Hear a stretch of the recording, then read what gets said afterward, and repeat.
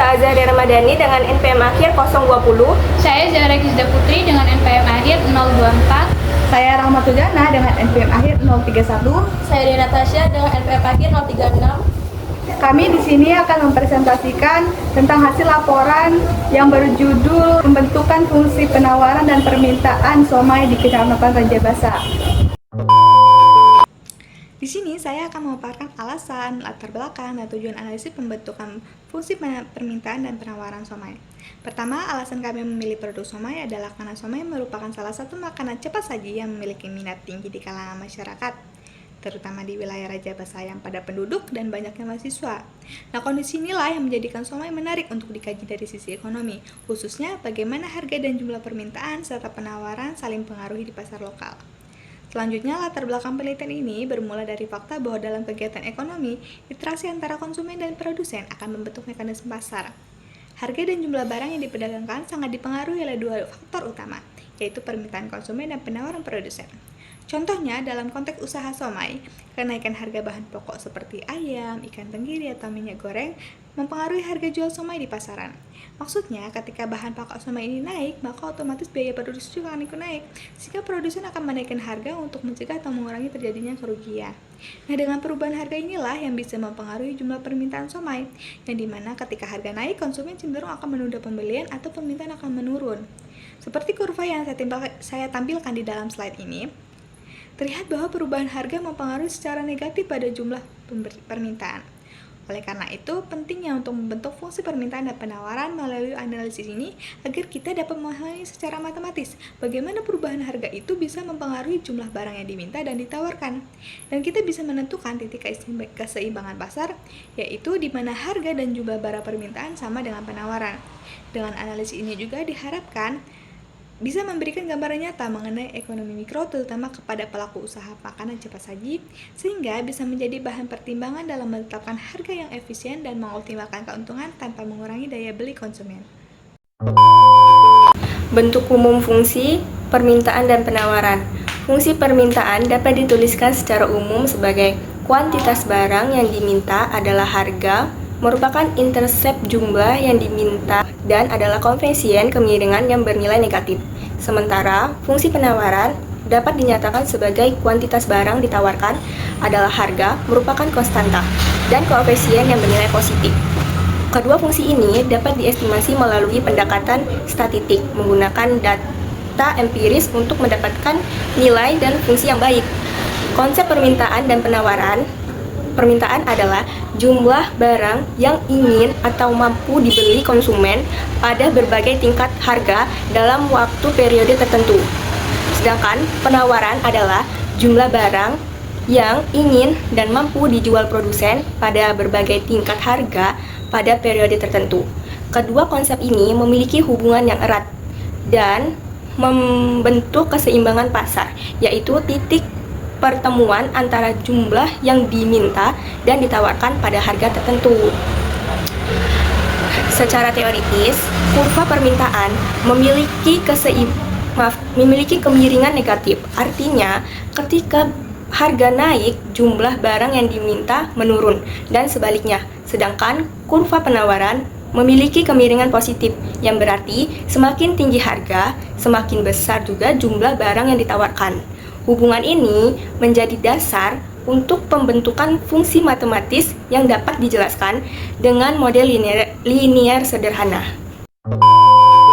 Jadi, sumber data yang kami gunakan adalah nyata. Kami melakukan survei langsung ke lapangan untuk mewawancarai pedagang somai dan konsumen.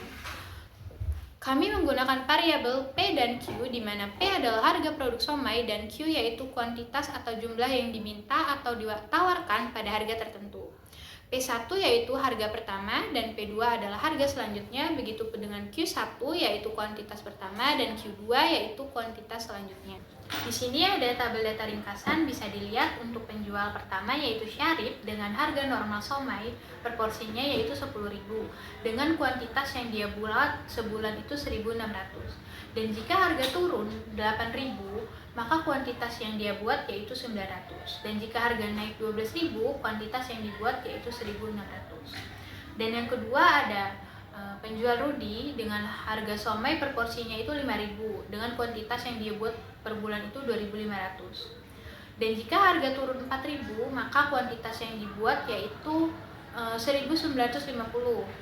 Dan jika harga naik 6.000, maka kuantitas yang dibuat yaitu 6.000. Yang ketiga ada penjual atau produsen Iwan dengan harga somai per porsi 5.000 dengan kuantitas yang dia buat 2.500. Dan jika harga turun senilai 4.000, maka kuantitas pun menurun, yaitu yang dia buat 2.250. Dan jika harga naik 6.000, kuantitas pun yang dia buat naik jadi 4.100. Yang keempat ada produsen Dimas, yaitu juga dengan harga somai normal 5.000 per porsi dan juga kuantitas yang dia buat sebulan yaitu 3.500. Dan jika harga turun senilai 4.000, maka kuantitas pun turun jadi 2.250 per bulan, dan jika naik 6.000 maka kuantitas naik jadi 4.100. Yang kelima ada produsen Saiful dengan harga awal somai juga 5.000 dengan kuantitas per bulannya yaitu 3.250. Jika harga turun 4.000 maka kuantitas yang dia buat menurun jadi 2.100 per bulan. Dan jika kuantitas naik 6.000 maka yang kuantitas yang dia buat menjadi 4.000. Nah, di sini untuk data konsumen dari somai Syarif, yaitu jika harganya 10.000 maka dia akan membeli somai ini per bulannya yaitu 7 kali. Dan jika harganya turun 8.000 maka dia akan membeli somai ini sebanyak 10 kali dalam sebulan. Dan jika harganya naik sebesar 12.000 maka si konsumen ini akan membeli somai ini hanya 6 porsi per bulan. Dan yang kedua ada konsumen dari Rudi. Jika harganya 5.000 atau harga normal per porsinya, maka dia akan membeli 10 kali somai dalam sebulan. 10 kali somai dalam sebulan. Dan jika harga turun sebesar 5.000 maka dia akan membeli somai lebih banyak dari biasanya, itu 12 kali dalam sebulan. Dan jika harganya naik 6.000 maka dia akan membelinya hanya 8 porsi per bulan. Yang ketiga ada konsumen dari Iwan.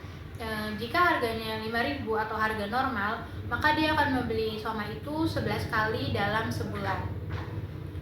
Dan jika harganya itu 4.000 per porsinya maka dia akan membeli lebih banyak, yaitu 14 kali dalam sebulan. Jika harganya naik 6.000 maka dia akan membeli lebih sedikit atau 9 kali, hanya 9 kali dalam sebulan. Yang keempat ada konsumen dari Dimas. Jika harga normalnya yaitu 5.000 maka konsumen ini akan membeli 10 kali dalam sebulan. Jika harganya turun 4.000 maka dia akan membeli lebih banyak, yaitu 12 kali dalam sebulan. Jika harganya naik 6.000 maka dia akan membeli 9 kali dalam sebulan. Dan yang kelima ada konsumen dari Saiful. Jika harganya normal 5.000 dia akan membeli 10 kali somai dalam sebulan. Dan jika harganya turun maka dia hanya akan membeli, jika harganya turun senilai 4.000 maka dia akan lebih banyak membeli, yaitu 13 kali per bulannya. Dan jika harganya naik 6.000 maka dia akan membeli lebih sedikit, yaitu hanya 8 kali dalam sebulan. Ya, jadi bisa dilihat tabel data ringkasannya di atas, tabel data produsen dan konsumen per bulannya. Jadi di sini saya akan memberikan cuplikan tentang grafik scatter plot. Bisa dilihat di atas, itu adalah kurva dari grafik scatter plot. Grafik scatter plot ini grafik yang memvisualisasikan hubungan antara dua variabel ekonomi seperti harga dan permintaan. Grafik ini digunakan untuk mengidentifikasi tren, korelasi, positif atau negatif, kuat atau lemah, dan pola dalam data yang sangat membantu dalam analisis dan pengambilan keputusan ekonomi. Jadi itu sedikit tentang cuplikan grafik scatter plot. Hasil dari perhitungan fungsi KIDI sama dengan 18 min 0,01P. Fungsi ini menunjukkan hubungan antara harga P dan jumlah barang yang diminta atau KIDI. Tanda negatif min di depan 0,01 menunjukkan hubungan berbanding terbalik yang artinya semakin tinggi harga, semakin sedikit jumlah barang yang diminta. Fungsi permintaan KIDI sama dengan 18 min 0,01P menunjukkan bahwa ada hubungan negatif antara harga dan permintaan. Ketika harga naik, permintaan menurun secara proporsional sebesar 0,01 unit per kenaikan Rp1. Yang 18 mencerminkan permintaan potensial maksimum di pasar jika harga sangat rendah atau nol. Sumber vertikal atau P menunjukkan harga somai per porsi dalam rupiah. Sumber horizontal Q menunjukkan jumlah permintaan somai per bulan dengan lambang KIDI. Penjelasan bentuk kurva, kemiringan negatif menurun dari kiri atas ke kanan bawah. Ini menandakan hukum permintaan ketika harga turun, jumlah permintaan meningkat. Sebaliknya, ketika harga naik, jumlah permintaan menurun. Titik-titik pada kurva saat P sama dengan 8.000, maka KIDI sama dengan 10 porsi. Saat P sama dengan 12.000, maka KIDI sama dengan 6 porsi. Jika diperpanjang ke titik potong sumbu intercept, ketika P sama dengan 0, maka KIDI sama dengan 18 porsi atau sesuai dengan fungsi. Bentuk garis lurus linear karena hubungan antara harga dan kuantitas berbentuk linear. Perubahan harga selalu diikuti perubahan jumlah yang konstan persatuan harga atau sesuai slope min 0,01. Fungsi dan kurva ini menunjukkan bahwa permintaan terhadap somai syarif bersifat termal atau ketika harga naik permintaan akan turun.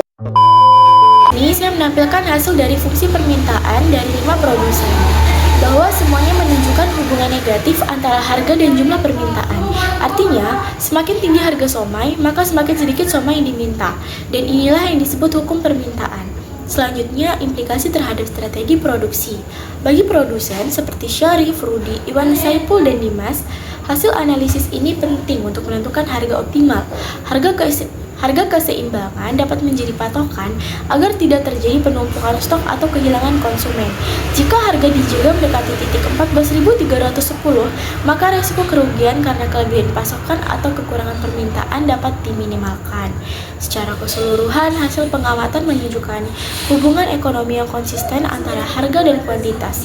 Kurva permintaan memiliki kemiringan negatif, sementara kurva penawaran memiliki kemiringan positif. Hasil regresi linear sederhana menghasilkan fungsi KIDI sama dengan negatif 0,000015P plus 3,59 dan KS sama dengan negatif 0,00105P plus 18,4. Dengan titik keseimbangan pada harga 14.310, analisis elastisitas menunjukkan pasar cenderung inelastis, yang artinya perubahan harga tidak terlalu mempengaruhi volume penjualan secara drastis. Sekian pemaparan materi dari saya akhiri. Wassalamualaikum warahmatullahi wabarakatuh.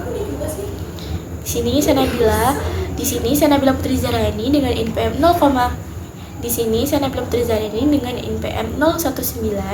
yang memaparkan materi tentang ringkasan fungsi permintaan dan implikasi terhadap apalah itu.